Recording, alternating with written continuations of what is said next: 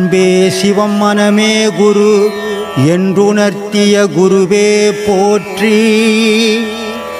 சத்தும் சித்தும் எதுவென்று உணர்த்திய குருவே போற்றி. எனக்குள் இறைவனை உணர வைத்த குருவே போற்றி. நித்திய ஆனந்தமான நித்யானந்த குருவே போற்றி. கும்பிட்டு இருக்கிறோம். அவர் பாதையில நம்ம பயணம் போயிட்டு இருக்கு. இந்த பயணம் சிறப்பா போறதுக்கு அவர் எவ்வளவு உழைச்சிருக்காருன்றது தான் இப்ப நான் சொல்ல வந்த விஷயம். இவ்வளவு பெரிய உழைப்புல நமக்கு நோகாம, நம்ம சொல்லுவாங்க, பழமொழி சொல்லுவாங்க, நோகாம நுங்கு தின்னு நம்ம இவருன்னுவாங்க. ஏன் அதை சொன்னாங்கன்னா, நுங்கு மேல வெட்டிட்டு விரல விட்டு உறிஞ்சி சாப்பிடணும், அது வலிக்கும். அது சிலருக்கு சாப்பிடவும் தெரியாது, மேலெல்லாம் ஊத்திப்பான். அப்ப என்ன பண்ணா, 4 பக்கமா அதை கழிச்சு நுங்க தனியா எடுத்து கொடுப்பாங்க. எடுத்து கொடுத்தாலும் சிலருக்கு சாப்பிடுறத உரிச்சு கொடுன்னுவான் இல்லையா? மேல ஒண்ணு இருக்கான், வெள்ளையா தோல் இருக்கான், அதை உரிச்சு வளவான வாயை திறந்து உள்ள போட்டா பொதுக்கன்னு முழுங்கிறதுக்கு தான் ரெடி அப்படின்னு நமக்கு கொடுத்துட்டு போயிருக்கிறாரு. நோகாம நுங்கத்தை சாப்பிடுங்கன்னு. அதுவே சாப்பிட்றதுக்கு இல்லைன்னா நம்ம என்ன பண்றது இல்லையா? இவ்வளவு பெரிய விஷயத்த செய்யணும்னா யாரால முடியும்னா, ஒரு பெத்த தாய் கருணை உள்ளத்தோட குழந்தைக்கு என்னெல்லாம் செய்வான், எல்லாத்தையும் செய்வான். பெத்த தாய் ஒரு குழந்தைக்கு என்னெல்லாம் செய்ய முடியுமோ அவ்வளவும் செய்வான். அது மாதிரி நமக்கு ஒரு குரு தாய் போல இருந்து இவ்வளோ பெரிய விஷயத்த நமக்கு நோகாம நுங்கு சாப்பிடுங்கன்னு உரிச்சி வச்சுட்டு போயிருக்காரு. நாம அதை சாப்பிடணும். நமக்கு சாப்பிடதான் சொன்னார். அதுவே கஷ்டம்னு யாரும் கஷ்டப்படக்கூடாது. அதனால தினமும் சிறப்பா நுங்கு சாப்பிடுங்க. நுங்கு சாப்பிட்றதுன்னா வேற எதாவது நினைக்க போறீங்க, பாடத்தை சிறப்பா பண்ணுங்க. அப்புறம் நுங்க சாப்பிடுங்கன்னா கொடுக்கவே இல்லையே, சாப்பிடுங்க சாப்பிடுங்க நீங்கிறீங்களே, எங்க கொடுத்தீங்கன்னு கேட்டுற போறீங்க. நுங்கன்னு சொன்னது பாடம். பாடம் வாங்கணுங்க அத்தனை பேரும் சிறப்பா அந்த பாடத்தை பண்ணுங்க. நம்ம அந்த பாடத்தை சிறப்பா பண்ணணும் இல்லையா?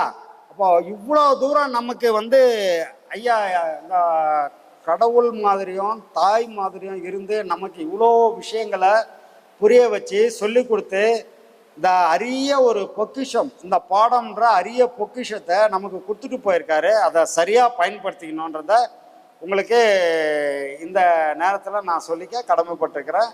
தயவுசெய்து பாடத்தை சிறப்பாக பண்ணுங்க. அதுதான் நம்ம ஐயாவுக்கு செய்யக்கூடிய ஒரு நன்றி கடனாக இருக்கும். ஏன்னா ஐயாவோட சீடர்னு சொல்லிக்கிறோன்னா, ஐயாவோட பேரை பயன்படுத்தி ஐயாவோட சீடர் நானுன்னு சொல்லிக்கிறோன்னா, அவர் கொடுத்த பாடத்தை சரியாக செய்தால் மட்டும்தான் ஐயாவோட சீடராக ஆக முடியும். அதனால பாடத்தை முதல்ல நீங்க சிறப்பாக பண்ணுங்க. அடுத்து யாராவது சந்தேகம் இருந்தா வாங்க, ஏதாவது கேள்விகள் இருக்கா சொல்லுங்க. வேற வரீங்க இல்லையா? யாருக்கா சந்தேகம் இல்லைன்னா எல்லாம் தெளிவா இருக்கிறீங்கன்னு அர்த்தம். ஒரு சீடர் எப்படி இருக்கணும், குருவை எப்படி மதிக்கணும் அப்படின்னு கேட்குறாரு. நமக்கு ராமகிருஷ்ண பரமஹம்சர் இருந்தார் இல்லையா? மிகப்பெரிய ஞானி ராமகிருஷ்ண பரமஹம்சர் கல்கட்டால இருந்தார் இல்லையா? உங்களுக்கு தெரிஞ்சிருக்கோம் எல்லாருக்கும். அவர்கிட்ட ஒரு சீடர் விவேகானந்தர். பல சீடர்கள் இருந்தாங்க. ஆனா விவேகானந்தரை பத்தி மட்டும் இப்ப நம்ம சொல்றோம். அவர் பேர் மட்டும் நமக்கு தெரியுது. காரணம் என்னன்னா, அவர்கிட்ட பல சீடர் இருந்தாலும் விவேகானந்தர் போல ஒரு சீடர் இல்லை. அவர் மட்டும்தான் மிகப்பெரிய பிரதான சீடரா அங்க ராமகிருஷ்ணர் கூட இருந்தார். இது எப்படி சொல்லலாம் அப்படின்னா, நிறைய சீடர்கள் உட்காந்துக்கிட்டு இருப்பாங்க. விவேகானந்தர் அவங்க கேட்குற கேள்விக்கு பதில் சொல்லுவார். சில விஷயங்களை, ஞான சம்பந்தமான சில விஷயங்களை எல்லாம் அவங்களுக்கு பாடமாக சொல்லி கொடுத்துக்கிட்டே இருப்பார். அப்போ விவேகானந்தர் வரார், இவரை பார்க்க, குருவை பார்க்க வந்துகிட்டு இருக்கார். வந்த உடனே அவர் உள்ள நுழையும் போது இவர் பேசத்தை நிப்பாட்டிடுவார். நிப்பாட்டிட்டு திரும்பி பார்ப்பார்.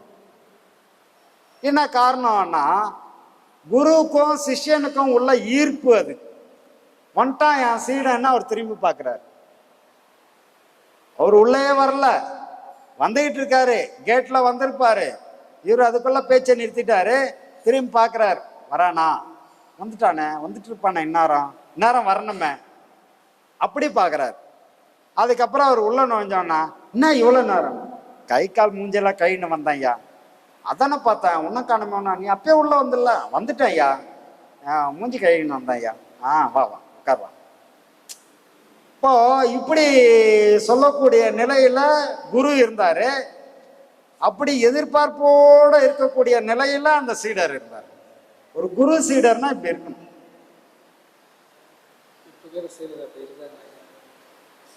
இப்ப இருக்கிற குருவும் அப்படி இல்லையே. இப்ப இருக்கிற சீடர் அப்படி இருக்கிறாங்களான்னா, இப்ப இருக்கிற குருவும் அப்படி இல்லை சாமி. அதுக்கேற்ற மாதிரி குரு இருக்கணும். இப்போ ராமகிருஷ்ணர் அப்படி இருந்தாரு, அவருக்கு அப்படி ஒரு சீடர் அமைஞ்சாரு. அப்படி ஒரு குரு இருந்தா அப்படி ஒரு சீடர் கண்டிப்பா அமைவான். அது இல்லாம இருக்கிறதுக்கு வாய்ப்பே இல்லை. இது என்னன்னா, இப்ப சீடர் எப்படி இருக்கணும் கேட்டார் சொன்னேன். ஒரு குரு எப்படி இருக்கணும் அப்படின்னா,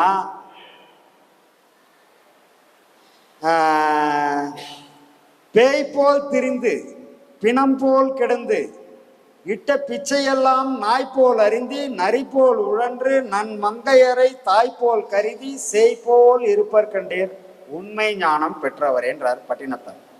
அப்படி ஒரு குரு இருந்தா நீ சொல்ற மாதிரி அப்படி ஒரு சீடர் கண்டிப்பா இருப்பார். அப்படி ஒரு குரு இங்க தேடி இல்லை. என்னம்மா குரு அந்த மாதிரி இருக்கணும். இருந்தாதான் இப்படி எதிர்பார்க்க முடியும். ஒரு உதாரணத்துக்கு இவரு ஆதிசங்கரர் கிட்ட ஒரு 10 சீடர்கள் இருக்காங்க. அப்போ அவர் என்ன சொல்றாருன்னா, சீடர்களை கூப்பிட்டு, நீ கொஞ்சம் அந்த மாட்டெல்லாம் கழுவி கொஞ்சம் புல்லு போட்டுட்டு அதுக்கு ஒரு தீனி இனி வச்சுட்டு வந்திருப்பான். நீ என்ன பண்ற, என் துணி மட்டும் கொஞ்சம் துவச்சி போட்டுரு, நீ அந்த இதெல்லாம் பெருக்கிடு. இப்படி ஒரு 10 சீடர்கிட்ட ஒரு 10 வேலை சொல்லிட்டு நான் போய் குளிச்சுட்டு வந்துடுறேன், நீங்க உணவு தயார் பண்ணி வச்சிருங்கப்பா அப்படின்னு எல்லாருக்கும் ஒரு வேலை சொல்லிட்டு போயிடுறாரு. ஒருத்தர்கிட்ட நீ கொஞ்சம் விறகு எடுத்துட்டு வந்து கொடுப்பா சமைக்கிறதுக்கு அப்படின்னு சொல்லிட்டு போறாரு. போயிட்டு அவரு குளிச்சுட்டு கோயிலுக்கு போயிட்டு குளிச்சுட்டு எல்லாம் முடிச்சுட்டு வர்றாரு. வந்தா சமையல் ஆகலை. இன்னும் சமையல் பண்ணிடான்னு சொன்னவனும் இல்லை அங்க. அப்புறம் என்னடான்னா, அந்த விறகெல்லாம் எடுத்துட்டு வாடான்னு சொன்னார்ல, அவன் மட்டும் உட்காந்துன்னு இருக்கிறான். எங்கடா சமையல் பண்ணான்? ஐயா அவன் சமையல பண்ணாம போயிட்டான் ஐயா. அவன் இப்ப நீ விறக தந்து கொடுக்கலையா? இல்லை ஐயா, நான் எங்கேயோ உட்காந்துன்னே இருந்துட்டேன்.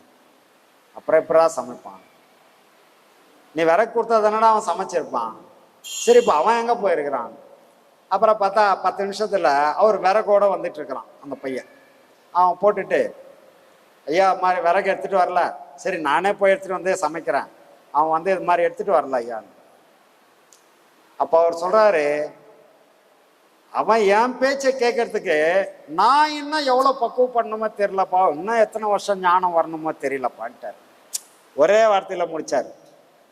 என்ன, நான் சொன்னதை அவன் செய்யலன்னா அவன் செய்யக்கூடிய அளவுக்கு பக்குவப்படல. நான் பக்குவப்படல. நான் பக்குவப்பட்டதுனா நான் சொல்லியிருந்தா அவன் செய்திருக்கணும்ல.